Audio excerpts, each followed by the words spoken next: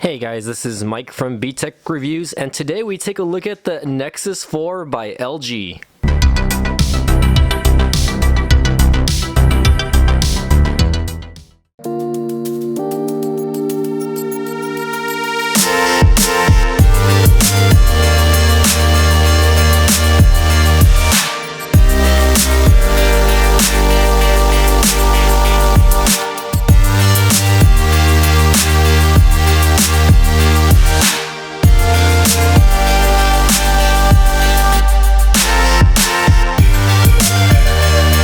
Hello everyone, welcome back to my channel and Happy New Year. This should actually be my first video of 2020, so Happy New Year to everybody. So I ordered the Nexus 4 because this phone, I got a steal on it for about $30 on eBay, and the phone looked like it was in really great condition. And I bet you're all wondering why I decided to purchase a Nexus 4 in 2020 actually. So I actually got this phone a couple days ago in 2019 already, but I didn't unbox it until last night. I decided, hey, I'm gonna get the Nexus 4. This is one of my favorite phones, one of my favorite first Android phones that I actually ever had, and my first Nexus device, and I decided to get it just because, you know, I wanted it to feel a little bit nostalgic. I wanted to see how this phone performs in 2019. So this really isn't so much as a review as just an overview of what, you know, I kind of want to do with this phone. Maybe take some footage with the camera. Unfortunately, you know, the memory on this is not that great for those of you guys who know the specs on the Nexus 4 already. This phone actually only has 16 gigs of internal memory on it, so I can't wash it down with a lot of apps and stuff like that. So I'm only going to really keep it light. I'm going to just keep the basic apps like Instagram, Twitter, YouTube. Try to keep it to a minimum. But you know, the great thing about this phone is, first of all, even though it's a phone from like what, 2013, I believe this phone was released in 2013. If I'm not correct on that, somebody correct me if I'm wrong there. It performs relatively snappy considering its age. So again, I'm reading here that it was released November 13 of 2012 actually. So this phone is already 8 years old. Can you believe that, guys? The Nexus 4 is 8 years old, and I've been messing with smartphones that long. So I mean, again, this is actually only running an older version of Android. I believe this is running Android 5.1 if I'm not correct on that. Let me go ahead and show you guys just to kind of clarify that for you really quick. There you go.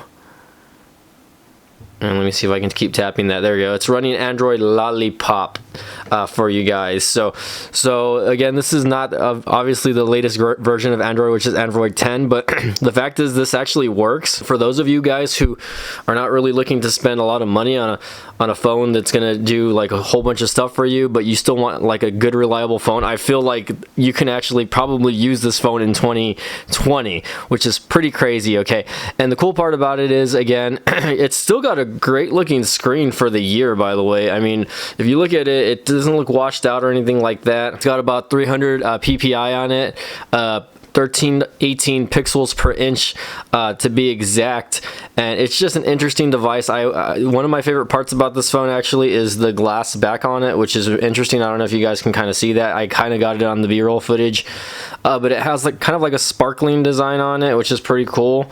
And I believe that it came with a wallpaper. Let me see if it actually still has that live wallpaper really quick. Let's see if we can set something up really quick for you guys. Okay, I don't know what just happened there. My Twitter account just decided to pop open. Let's see what's going on Twitter, guys, by the way. But no, anyways, let's see, wallpapers, there you go, live wallpapers. So it doesn't have the famous Pixel 4 wallpaper, which is fine. This phone is nothing compared to today's standards. So let me show you guys a phone that I have that is in 2019 quality compared to a phone in today's standards. So this is the ZTE Blade A7 Prime, which again, you can tell the difference in screen size, obviously. The thinness of the phone, actually, like this is the thickness of the phone. Although this is a relatively light phone, it's actually got some thickness to it, right? Compared to a phone in this was 2019, which again, this is when this phone was released. So it's relatively the same almost. This one has it's a little thinner.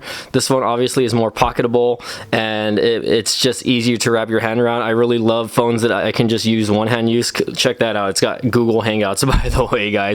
So again, you know, I snagged this for $30 on eBay, and I was just telling myself, why the heck not? It's, again, a $30 phone that I got. It's in great shape. And one of the cool thing about this, guys, and, you know, I love this about this phone is, and I never really used this in 2012, which was a feature that it already had, was it had wireless charging, guys, by the way. So for those of you guys who are not familiar with Qi charging or wireless charging, I have one right here, by the way, and if you throw it on, it is compatible with it. So you see there the light turned blue on the bottom. That means that it's charging. Let me just try to make sure it's on there fully. My Qi charger is a little messed up, but yeah, basically this thing is Qi charge compatible, which was pretty much a new technology back in the day, and I think that's pretty crazy that, you know, if you think about it, iPhones didn't start using wireless charging until just a couple years ago, actually, with the iPhone 10, right? Or the iPhone 8, whatever you want to call it, I guess. And now we have this phone that's again already 8 years old, that's had the technology for the longest time. So the thing that I think people hated the most about the Nexus 4, though, at the time was because it was such a budget savvy phone in 2012. I believe these were going around for around $250 to $300 new when they first came out, was that it didn't have LTE bands. So a lot of the phones at the time were already starting to upgrade to LTE, or they were starting to kind of transition over to LTE networks, which at the time, again, you know, that was a new thing. A lot of people were getting it, or it was starting to become dominant in that area. I was a T-Mobile user, so they were using the T-Mobile's, I guess, 4G network, which at the time really wasn't that slow. I think T-Mobile's 4G network was still getting about up to 40 megs download. So I had really no issues when I had this device back then, because I was never really hurting when it came to bandwidth or, you know, uploading, downloading, etc. like that. So that really wasn't a common feature for me. But I mean, just to use this phone in 2019, and you guys can kind of see here like how snappy this phone is, even though it's, again, 8 years old already, according to this. Well, almost 8 years old. It'll be 8 years old come November. And yes, you know, there's going to be a little bit of stutteriness. You know, this, again, is running a Qualcomm Snapdragon S4 Pro processor clocked at 1.5 gigahertz, which is pretty amazing to me, pretty amazing for its time. I think one of the downsides on this phone was the battery life, though. I think at the time the battery life was only, again, it was 2100 milliamp batteries, which, again, nowadays in 2020 or 2019, 2020,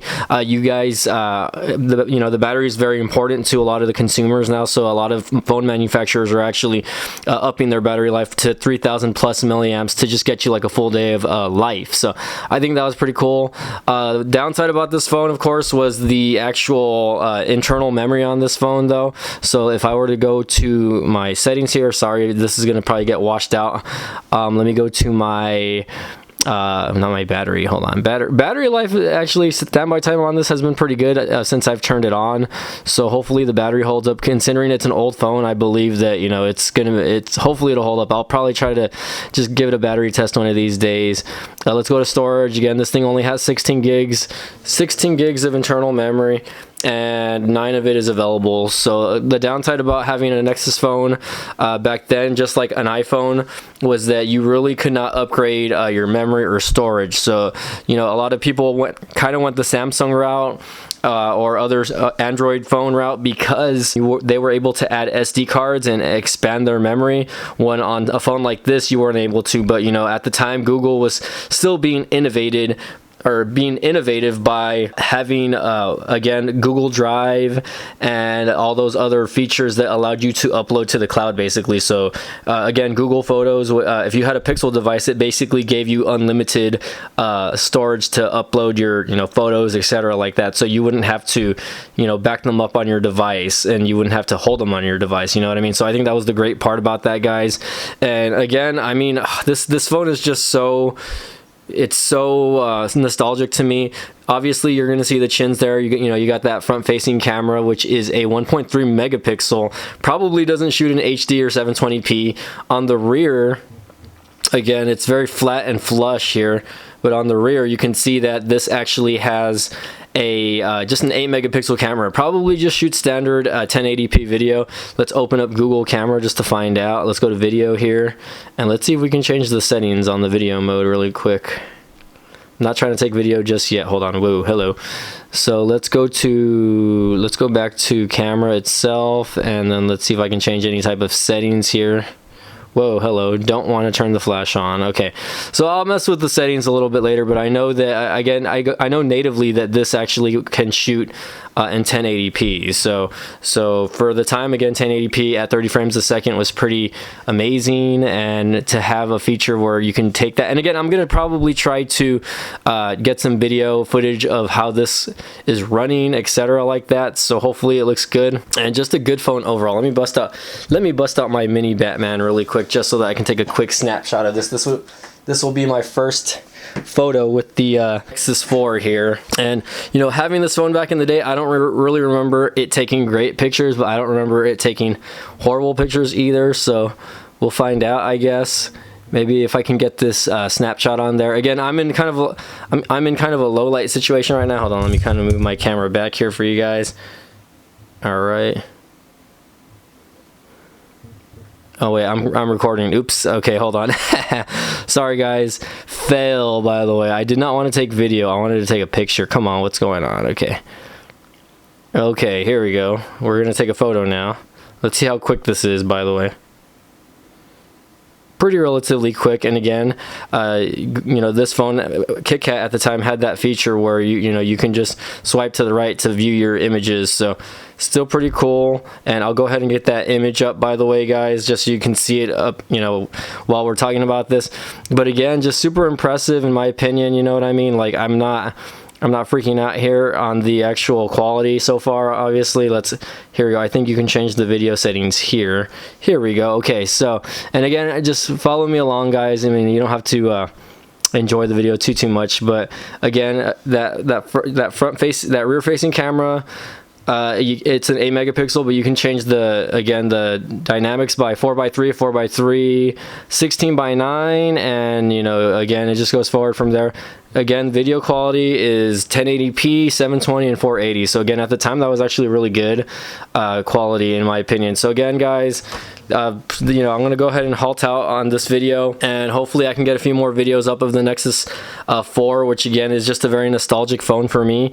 And maybe I'll put a review up. I'm not 100% sure. Let me know what you guys want to see in the tell section down below. Testing out the camera quality, testing out the front-facing camera quality, etc., like that. Let me know what you guys want to see. So again, guys, this is Mike from BTech Review signing off. If you guys like this video, go ahead and give it a thumbs up. If you guys like my channel, go ahead and subscribe. And as always, guys, thank you all for watching. We'll see you guys next time.